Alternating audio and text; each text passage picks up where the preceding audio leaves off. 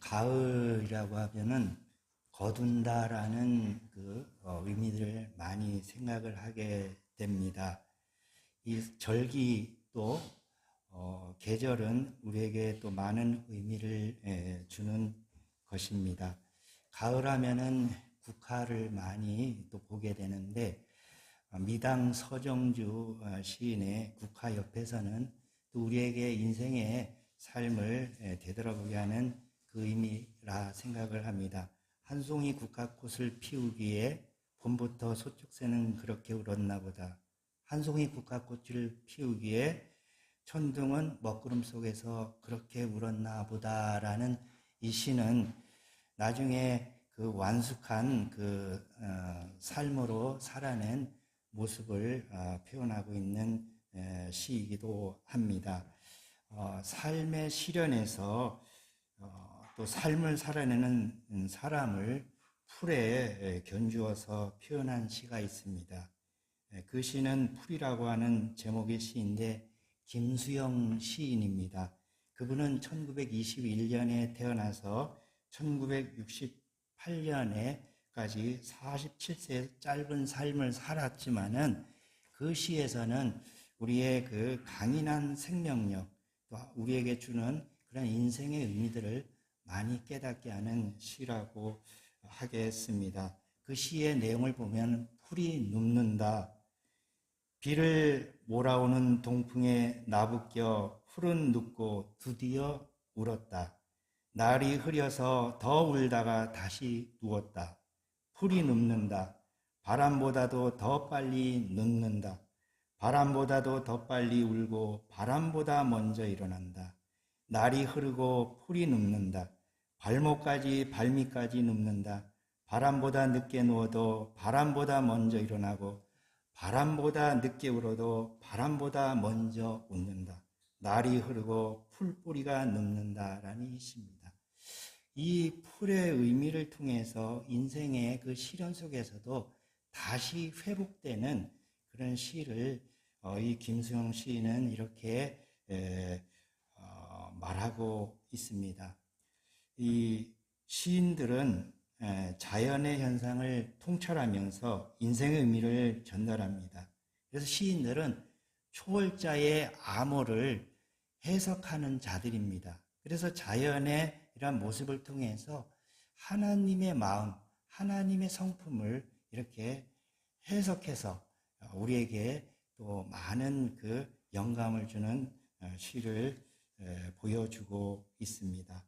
마찬가지로 예언자는 하나님의 눈으로 역사를 해석하는 자입니다.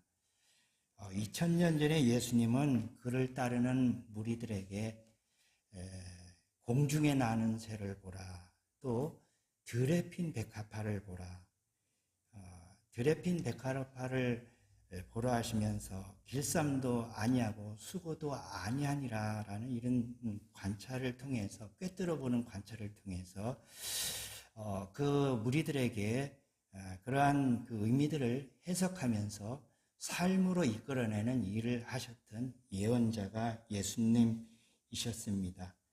그러면서 그런즉 너희는 먼저 그의 나라와 그의 의를 구하라. 그리하면 이 모든 것을 너에게 더하시리라. 이 말씀을 하신 겁니다. 우리가 예수님의 마음처럼 이러한 꿰뚫어 보는 마음이 있다라면은 이러한 세상에서 먹지 못하고 또 입지 못하고 좀 자지 못하는 의식주 해결에 연연할 필요는 없지 않나 생각을 하는데, 그래도 사는 사람이 또 그런 것을 생각 안 할 수는 없지만은 우리 인생들은 좀 더 예수님의 그런 꿰뚫어 보는 삶을 살아간다면은 우리 또한 인생을 하나님의 그러한 주시는 그 마음으로 살아가지 않을까, 그런 생각을 하게 됩니다. 예수님은 하나님 나라를 이 땅에 이루시는 왕이시셨으며 이 땅에 하나님 나라를 이루어가는 주인이셨습니다. 그분의 그 삶을 우리가 바라보면은 이것이 진정한 하나님의 나라의 삶이라는 것을 우리에게 보여주고 있습니다. 2600년 전에 예레미야는 하나님께서 보여주신 이상을 꿰뚫어 보면서 하나님의 마음으로 그 시대 사람들에게 말씀을 예언했던 예언자입니다. 예레미야는 그가 선지자로 그 부름을 받을 때가 유다왕 요시야 13년에서부터 시작해서 유다왕 마지막 왕인 시드기야 11년까지 무려 40년간을 예언 활동을 한 선지자입니다. 예레미야는 그 이름이 던져진 자라는 뜻도 있고 또 세우신다라는 뜻도 있습니다. 그래서 예레미야에게 주신 그 소명 가운데 예레미야 1장 10절에 이런 말씀을 여호와께서 말씀하십니다. 내가 내 말을 두려워 말라. 내가 너와 함께하여 너를 구원하리라라는 말씀. 내가 내 말을 내 입에 두었다리라고 하는 말씀. 내가 오늘 너를 여러 나라와 여러 왕국 위에 세워 내가 그것들을 뽑고 파멸하며 파괴하며 넘어뜨리며 건설하며 심게 하리라라는 이 여호와의 그러한 말씀을 예레미야는 받게 됩니다. 바로 예레미야는 그 뽑고 심게 하는 그 일을 하게 하시겠다라는 것입니다. 또 넘어뜨리며 또 건설하게 하시겠다라는 이 사명을 주신 겁니다. 예레미야를 가르쳐 눈물의 예언자라고 합니다. 그는 나라가 기울고 마침내 무너져 내리는 것을 누구보다도 먼저 본 사람이었습니다. 생수의 근원이신 여호와를 버리고 물을 담지 못할 터진 웅덩이를 의지하며 사는 백성들에게 닥쳐올 운명을 보았기에 그는 울고 또 울었던 선지자입니다. 예레미야는 하나님의 마음에 깊이 접속되어 있었던 선지자입니다. 그는 전망이 보이지 않는 포로 생활에 지친 동족들에게 각자가 서 있는 삶의 자리에서 성실하게 살라고 당부를 하는 겁니다. 예레미야는 총 52장으로 되어 있습니다. 우리가 1년을 52주로 이렇게 보죠. 마찬가지로 예레미야는 이렇게 52장으로 되어 있는데 예레미야 9절을 보면은 1장에서 25장까지는 예레미야에게 임한 하나님의 말씀을 26장에서 45장까지는 시대적 상황과 예레미야의 활동을 46장에서 51장은 열방을 향한 말씀을 52장에서는 예루살렘의 멸망과 포로 생활과 여호야긴의 석방 이야기로 구성되어 있습니다. 특별히 52장에서는 유다 왕의 그 여호야긴의 그 석방을 얘기를 하는 것은 이스라엘이 회복될 거를 이 예레미야는 바라보면서 그것을 이렇게 또 나타내 보이고 있습니다. 예레미야서의 중심 내용을 보면은 새 언약이라고 볼 수가 있겠습니다. 그래서 예레미야 31장 33절에 이런 말씀을 합니다. 그날 후에 내가 이스라엘 집과 맺을 언약은 이러하니 곧 내가 나의 법을 그들의 속에 두며 그들의 마음에 기록하여 나는 그들의 하나님이 되고 그들은 내 백성이 될 것이다 라는 이 예레미야가 꿰뚫어 본 이 새 언약은 지금까지 면면이 흐르는 그런 사상임을 보여주고 있습니다. 오늘 본문에서 특별히 저는 24장 7절에 이런 말씀을 하는 것에 좀 깨달음을 얻게 되었는데 내가 여호와인 줄 아는 마음을 그들에게 주어서 그들이 전심으로 내게 돌아오게 하리니 그들은 내 백성이 되겠고 나는 그들의 하나님이 되리라라는 이 말씀입니다. 저는 이 말씀을 중심으로 해서 나는 그들의 하나님이 되리라고 하는 제목으로 말씀을 나누고자 합니다. 첫째는 예레미야에게 보여준 좋은 무화과입니다. 예레미야 예언자는 많은 환상을 그의 책에서 기록하고 있죠. 끓는 가마 한 상, 살구나무 가지 환상, 깨진 옹기 환상, 또 여러 가지로 비유에 대한 것들을 소개하고 있습니다. 특별히 예레미야 24장의 이 말씀은 좋은 무화과 나무와 나쁜 무화과에 대한 환상을 보여주고 있습니다. 예레미야가 무화과 두 광지를 본 때는 오늘 본문 예레미야 24장 1절에서 소개하는 바처럼 바벨론의 느부갓네살 왕이 유다 왕 여호야김의 아들 여고냐와 유다 고관들과 목공들과 철공들을 예루살렘에서 바벨론으로 옮긴 후라고 말씀하는 걸 보면은 아마도 유다 나라가 주전 605년에 1차 포로로 잡혀가게 되고 2차 포로로 597년에 잡혀가게 되고 3차 포로는 예루살렘이 멸망하는 586년에 잡혀가게 됩니다.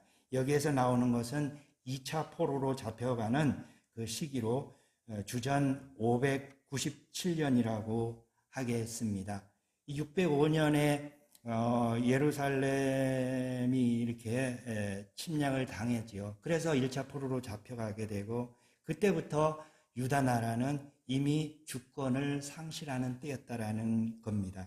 2차 포로 또 3차 포로에서는 이제 586년에 완전히 예루살렘 성이 무너지고 성전이 파괴되는 그러한 나라로 이렇게 당했던 겁니다. 이 무화과는 이스라엘에게 있어서 매우 중요한 과일입니다. 이스라엘의 풍요로움을 상징하는 과일이 있다라면은 포도나무를 둘 수가 있습니다. 또 감람나무를 둘 수가 있습니다. 또 여기에 무화과 나무를 둘 수가 있다라는 겁니다. 그래서 이스라엘을 무화과 또 포도 또 이 감람나무 이런 것을 상징해서 표현하고 있는 말씀들이 나타나고 있습니다. 그래서 무화과는 이스라엘을 상징하는 것으로 이렇게 소개되고 있는 겁니다. 하나님은 여호와의 성전 앞에 놓인 무화과 두 광주리를 예레미야에게 보이시죠. 한 광주리에는 처음 익은 듯한 극히 좋은 무화과가 있고 한 광주리에는 나빠서 먹을 수 없는 극히 나쁜 무화과가 있었습니다. 하나님은 예레미야가 내가 무엇을 보느냐라고 질문을 합니다. 이 예레미야는 답하기를 무화과인데 그 좋은 무화과는 극히 좋고 그 나쁜 것은 아주 나빠서 먹을 수 없게 되었다라고 이렇게 답합니다. 이 예레미야 24장의 그 1절에서 10절 말씀을 우리가 단락을 나눈다라면은 1절에서 3절까지는 예레미야가 관찰한 내용이 나타납니다. 그 다음에 4절에서 여기 10절까지는 두 부분으로 나누는데 여기에서는 하나님께서 두 무화과에 대한 해석을 해 주십니다. 그러면서 삶을 적용하도록 이렇게 말씀을 증거하고 있는 내용이라고 하겠습니다. 4절에서 10절까지가 이 좋은 무화과 나무와 나쁜 무화과 나무에 대한 해석을 하고 있는데 먼저 4절에서 7절까지는 예레미야가 본 좋은 무화과에 대한 열매에 대한 여호와 하나님의 해석을 보여주고 있습니다. 5절에서 7절의 말씀을 보면 내가 이곳에서 옮겨 갈대인의 땅에 이르게 한 유다 포로를 이 좋은 무화과 같이 잘 돌볼 것이라. 내가 그들을 돌아보아 좋게 하여 다시 이 땅에 인도하여 세우고 헐지 아니하며 심고 뽑지 아니하겠고 내가 여호와인 줄 아는 마음을 그들에게 주어서 그들이 전심으로 내게 돌아오게 하리라라고 하는 이 말씀입니다. 여기에 좋은 무화과로 여겨지는 것이 설명되어 있는 바와 같이 이 갈대아 땅 바벨론 포로로 잡혀가는 자들을 좋은 무화과로 이렇게 여기면서 그들을 하나님께서 회복하시겠다라는 이 해석의 말씀인 겁니다. 전쟁으로 말미암아 많은 사람들이 갈대아 땅 바벨론 포로로 잡혀갑니다. 세속적 관점에서 보면은 유다가 불행해진 것이며 망한 것이죠. 그런데 하나님은 유다 포로를 이 좋은 무화과 같이 잘 돌볼 것이라고 해석을 하십니다. 사로잡혀간 것처럼 보이지만은 예언자의 관점에서 보면은 하나님의 섭리 속에서 벌어진 일이라는 겁니다.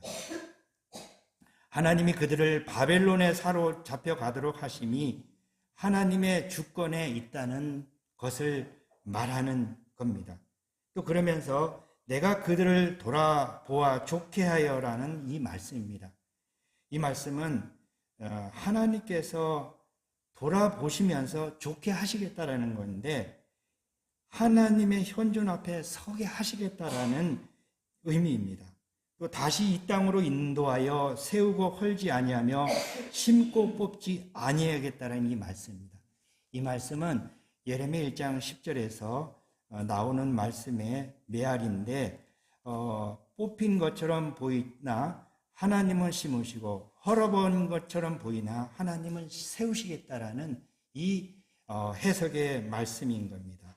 그래서 그들이 헐어버렸지만은 또 하나님께서는 세우실 것이고 그들을 뽑았지만은 그들을 심으실 거라고 하는 그 약속의 말씀인 겁니다. 그러면서 내가 여호와인 줄 아는 마음을 그들에게 주어서 그들이 전심으로 내게 돌아오게 하리라라는 약속을 하십니다. 하나님을 아는 마음을 주시면서 그들에게 하나님께로 돌아오게 하시겠다라는 하나님의 약속인 겁니다. 하나님의 마음을 아는 마음을 주시겠다라는 것은 하나님과의 친밀함, 하나님과의 언약에 대한 기대를 품고 사는 사람들이 되게 하시겠다라는 것입니다.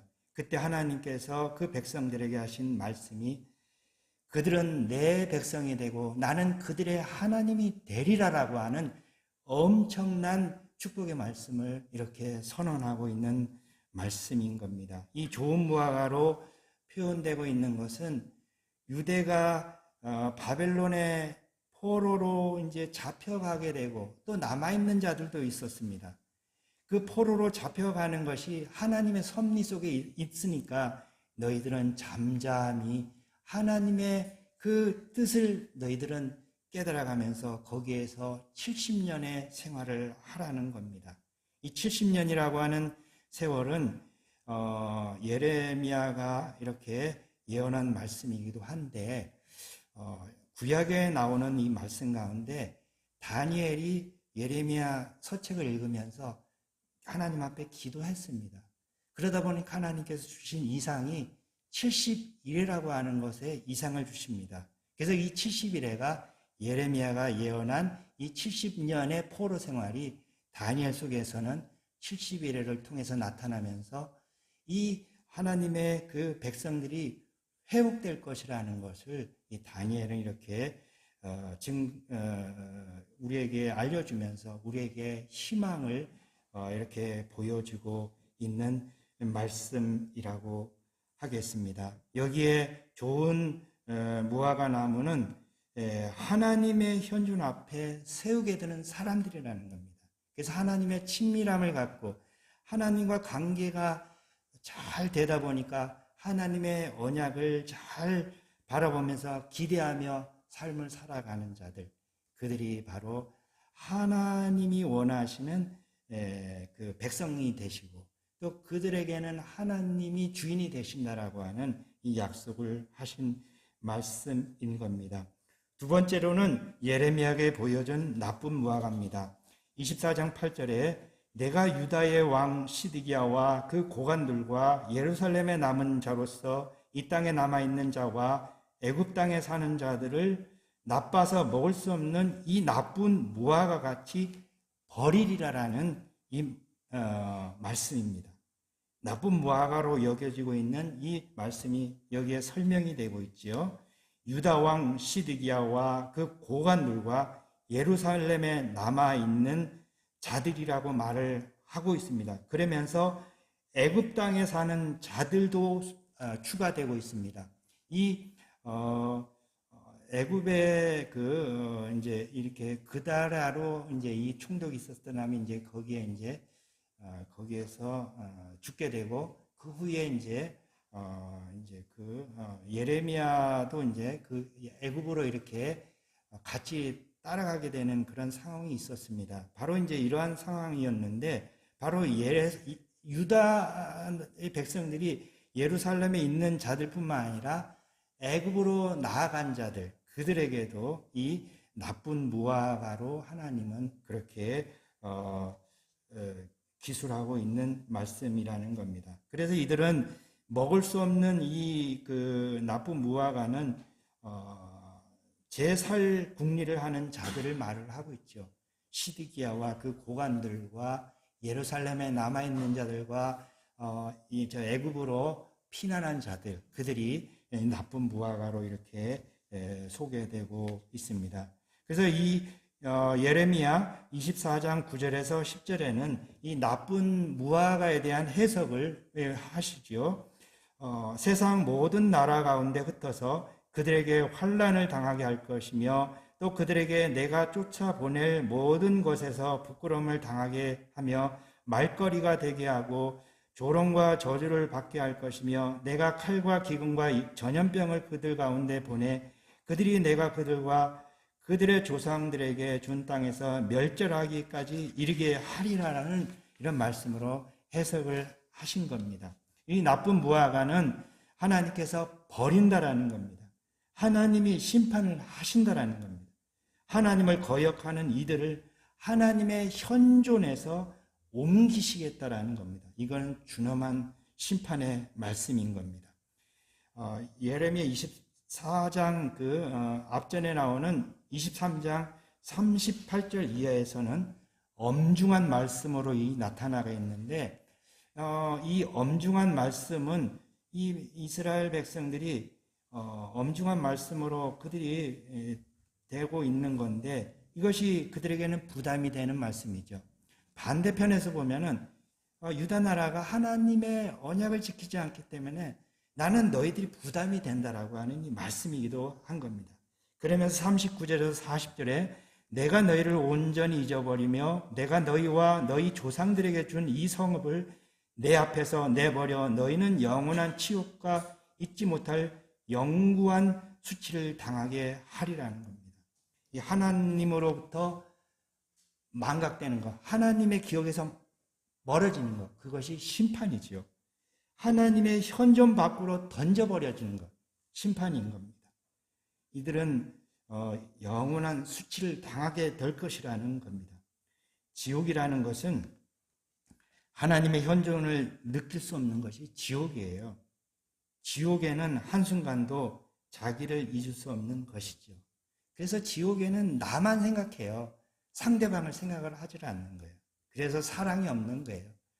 그래서 우리는 막연하게 어떠한 땅 밑에 지옥 그런 개념보다는 우리의 삶 속에서 지옥의 삶, 하나님의 현존이 떠나서 던져버리는 자, 그런 것이 지옥의 삶이라는 겁니다.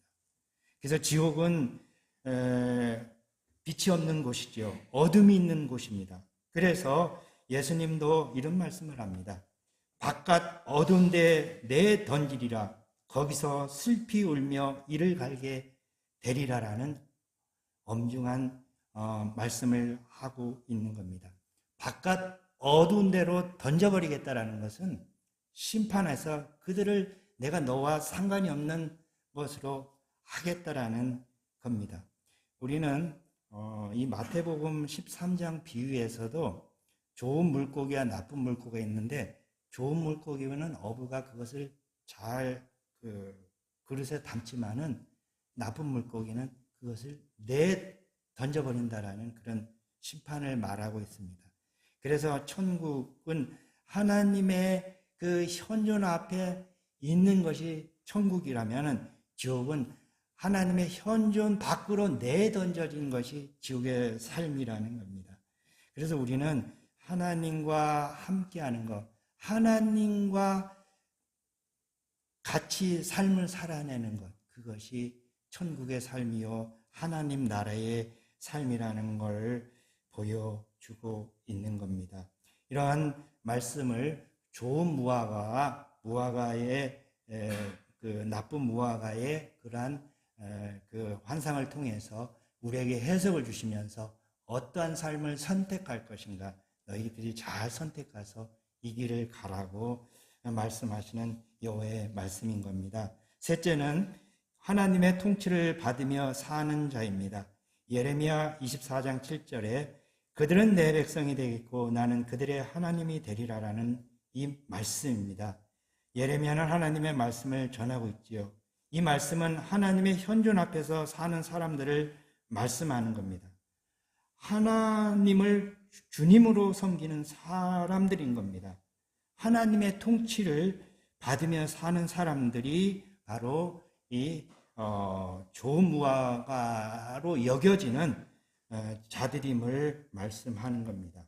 예레미야에게 이 주어진 이 말씀은 특별히 이 애굽에서 모세가 나와서 하나님의 그 사명을 받고 이스라엘 나라를 애굽에서 이끌어내지요. 모세가 시내산에 와서 하나님을 대면하며 하나님과 또 그의 백성들과 언약을 맺은 이 기원을 우리가 여기에서 찾아볼 수가 있습니다. 하나님은 시내산 앞에서 모세와 백성들을 불러 모아 언약을 맺으시죠. 그래 이스라엘 백성들은 애굽에서 종살이를 했던 자들이었습니다. 이 애굽에서 종노를 하던 자들은 자기의 주체를 인정을 받지 못했던 사람들입니다. 이 종들은 자유가 없었던 자들이죠. 그런데 하나님은 모세를 불러서 하시는 말씀이 백성에게 내려가 내 말을 전하라고 하십니다. 너희를 향한 내 뜻은 이런 것이더라고 얘기를 하면은 백성들 모두가 그 하나님의 뜻을 따라 살겠습니다 하면은 나는 하나님이 되고 너희는 내 백성이 될 것이다. 동의를 구하는 하나님의 언약의 그 당사자를 이렇게 말하고 있습니다. 이 자유인으로 인정을 한다는 것, 또 모든 백성이 하나님의 말씀을 아는 사람으로 세우신다라는 것, 이것이 예레미야 여기 24장에 나타나 있는 그 7절 말씀의 말씀이 메아리처럼 이렇게 나오는 것이 바로 이 예레미야 말씀인데, 이 기원은 출애굽에서 모세와 그 백성들과 하나님과의 시내산 언약을 맺은 것에서 말씀하고 있는 것입니다. 이 시내산에서 언약은 우리가 잊어버려서는 안 되는 그러한 핵심이 있는데 특별히 하나님과 그 모든 백성들과의 언약이라는 것이죠. 지도자와 맺은 것이 아니라는 겁니다. 그래서 지도자 모세뿐만 아니라 모든 백성이 하나님의 말씀을 알게 되어 제사장 나라 거룩한 백성이 되게 하시겠다라는 겁니다. 그래서 너희가 내 언약을 지키면 너희는 내 그 택한 백성이 되어서 거룩한 백성이 되고 제사장 나라가 될 것이라는 것을 이렇게 모세를 통해서 이스라엘 백성들에게 모든 백성들이 알도록 선언을 했던 겁니다. 이것이 오늘 예레미야의 말씀이 바벨론의 포로로 잡혀가는 상황이었습니다. 애굽에서 포로 생활을 했던 사람들이었습니다. 바벨론에서 이제 포로에서 탈출해야 되는 이런 상황들이 모세 때가 제1 출애굽이었다라면은 이 바벨론에서 사로잡혀 있는 자들이 나오는 것이 제2 출애굽이라는 사건이라는 겁니다. 그래서 이 출애굽을 우리가 이렇게 말씀을 하고 있는데, 이 백성들이 신앙적으로 도덕적으로 깨끗한 사람은 아니었기 때문에 감내해야 될 이러한 시련과 고통을 통해서 헛된 자부심과 생각이 깨트려질 것이기 때문에 깨트려진 후에 하나님이 그들에게 받아 안으시겠다라는 이것이 바로 나는 그들의 하나님이 되리라라고 하는 언약입니다. 그 다음에 너희는 내 백성이 되리라는 이 언약이 바로 시내산 언약에서 한 약속이 이렇게 바벨론에서 이끌어내시겠다라고 하는 제7 이 출애굽의 언약이라고 할 수가 있겠습니다. 그래서 예레미야 31장 31절에 이러한 예언을 예레미야는 선언하고 있습니다. 예레미야 31장 31절에서 32절에 여호와의 말씀이니라 보라 날이 이르리니 내가 이스라엘 집과 유다 집에 새 언약을 맺으리라. 이 언약은 내가 그들의 조상들의 손을 잡고 애굽 땅에서 인도하여 내던 날에 맺은 것과 같이 아니할 것은 내가 그들의 남편이 되었어도 그들이 내 언약을 깨뜨렸습니다. 여호와의 말이니라. 33절입니다. 그러나 그날 후에 내가 이스라엘 집과 맺을 언약은 이것이니 곧 내가 나의 법을 그들의 속에 두며 그들의 마음에 기록하여 나는 그들의 하나님이 되고 그들은 내 백성이 될 것이라 라는 이 예언의 말씀인 겁니다. 예레미야는 모세가 예언했던 언약을 선포했던 그것을 또 깨뜨려 봤습니다. 그래서 예레미야는 그 하나님의 언약을 깨뜨려 보면서 이렇게 이스라엘 백성들에게 선포하고 있는 것입니다. 그들은 나의 백성이 되고 나는 그들의 하나님이 되리라는 이 말씀은 창세기부터 요한계시록에 면면이 흐르고 있는 사상이라는 겁니다. 창세기 17장 7절에 아브라함과의 언약 속에서 하나님은 이런 말씀을 합니다. 내가 내 언약을 나와 너 및 내 대대 후손 사이에 세워서 영원한 언약을 삼고 너와 내 후손의 하나님이 되리라라는 겁니다. 여기에 너와 너의 후손에게 하나님이 되시겠다라는 언약인 겁니다. 출애굽기 19장 5절에서 6절에도 너희가 내 말을 듣고 내 언약을 지키면은 너희는 모든 민족 중에서 내 소유가 되겠고 너희가 내게 대하여 제사장 나라가 되며 거룩한 백성이 되리라. 너는 이 말을 이스라엘 자손들에게 전할지니라 라는 말씀입니다. 예수님이 하나님께로 가실 때 제자들에게 사명을 분부하며 이런 말씀을 합니다. 내가 세상 끝날까지 너희와 항상 함께 하리라라는 이 말씀입니다. 마태복음 28장 20절 마지막 절에 나타나는 말씀입니다. 그래서 예수님은 제자들에게 평안을 주시고 제자들에게 정말 두려워하는 마음 속에서도 용기를 갖게 하시는 그러한 내가 너와 함께 하리라라고 하는 이 약속을 하신 겁니다. 이러한 예수님의 말씀이 또 그의 제자인 사도 요한에게도 증거가 되고 있습니다. 사도 요한은 요한계시록 21장 3절에 하나님의 장막이 그들과 함께 있음에 하나님이 그들과 함께 계시더니 그들은 하나님의 백성이 되고 하나님은 친히 그들과 함께 계시리라라는 이 말씀입니다. 그래서 창세기부터 계시록까지 나는 너희 하나님이 되고 너희는 내 백성이 될 것이라라는 겁니다. 내가 너희와 함께 하리라. 항상 함께 하리라. 이 약속을 그들은 바라보면서 믿음의 삶을 살아갔던 겁니다. 하나님의 통치를 받는 자는 하나님의 법이 내 속에 들어와서 일을 행하는 사람입니다. 그래서 예레미야 선지자가 새 언약을 하는 거예요. 하나님의 법을 생각에 두고 마음에 기록하라. 그러면 너희는 나의 백성이 되고 나는 너희 하나님이 되리라라는 이러한 약속을 한 겁니다. 그래서 하나님 앞에 사는 자, 하나님의 통치를 받는 자는 하나님의 법이 내 속에 들어와서 행하는 사람이라는 겁니다. 우리는 자율이라는 개념과 타율이라는 개념과 신율이라는 개념이 있습니다. 이 자율은 내 스스로가 뭔가 이렇게 하락하는데 그것이 자기의 그것이 바르지 못하면 자율의 삶은 또 그것은 다른 사람을 힘들게 합니다. 타율의 삶도 너무나 타율적인 삶을 살아보다 보면 나의 삶을 자유롭게 살 수가 없는 겁니다. 그러나 다른 하나는 신율이라는 겁니다. 하나님의 법에 따라서 하나님의 법을 따라서 사는 사람은 그와 함께 사는 삶이기 때문에 진정한 자유의 삶을 살아간다라는 것입니다. 하나님의 현존 앞에서 사는 사람들이 천국 삶이죠. 그래서 하나님은 빛이시죠. 그러면 하나님이 빛이신데 우리는 그 빛 가운데로 가는 것이 천국의 삶인데, 빛을 싫어해서 어둠길을 가는 것은 하나님의 현존 밖으로 떠나게 돼서 밖으로 내던져지게 되는 그런 삶은 지옥의 삶이라는 겁니다. 독일의 유명한 철학자로 18세기에 살았던 임마누엘 칸트라는 사람이 있습니다. 그는 시편 23편의 그 말씀,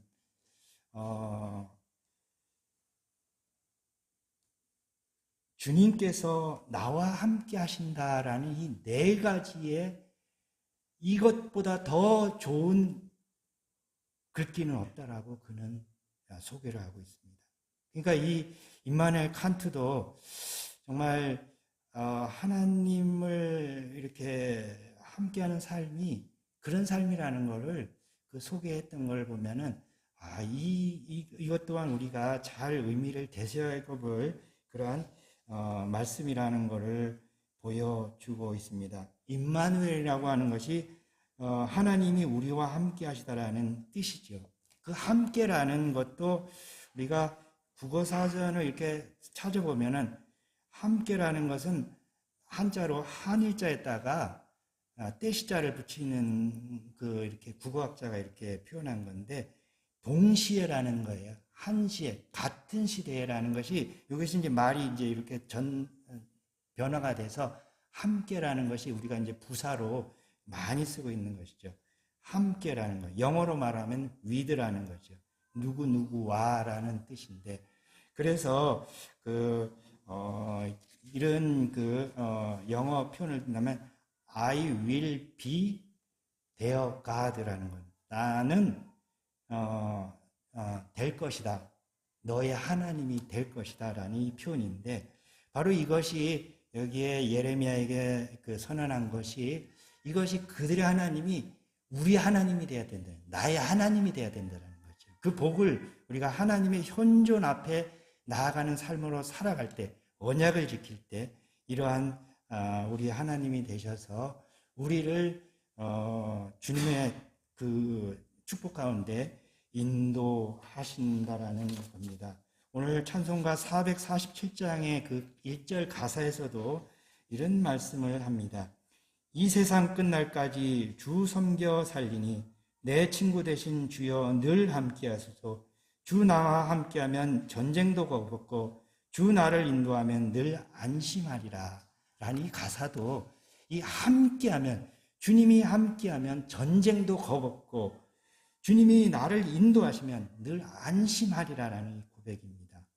그래서 우리는 이 함께라고 하는 것, 내가 세상 끝날까지 너희와 항상 함께하리라 라는 이것을 우리가 늘 좀 기억을 하시면서 그 주님이 뜻하시는 바를 우리가 잘 깨달아가면서 그 삶을 살아가는 것이 우리의 삶이라는 것을 깨닫게 됩니다. 예레미야의 부르신 소명 가운데 두려워하지 말라, 내가 너와 함께하리라 라는 겁니다. 그러면서 내 입을 너의 입에 대겠다라는 겁니다. 하나님의 말씀을 너의 입에 대겠다.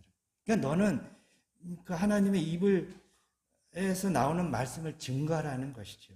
그래서 이러한 예레미야의 소명과 이 사명이 많은 사람들을 하나님께로 돌아오게 돼서 회복의 역사로 이끌시는 선지자였다라는 겁니다. 눈물의 선지자였습니다. 남이 가지 못하는 그 길을 갔습니다. 이것이 2600년이 지난 오늘날에 우리에게 다가오는 예레미야의 그 마음, 이것이 하나님의 마음이라는 겁니다. 이런 마음을 가지고 우리 또한 이러한 주님이 나와 함께 하신다라는 이것을 기억하면서 그분과 동행하시면서 그분을 기쁘시게 하는 삶이 우리의 사명이라는 것을 기억하시면서 하나님의 현존 앞에서 하나님을 주로 모시고 그 일을 행하며 생명의 삶을 살아내는 여러분이 되시기를 주님의 이름으로 축원합니다. 기도합니다.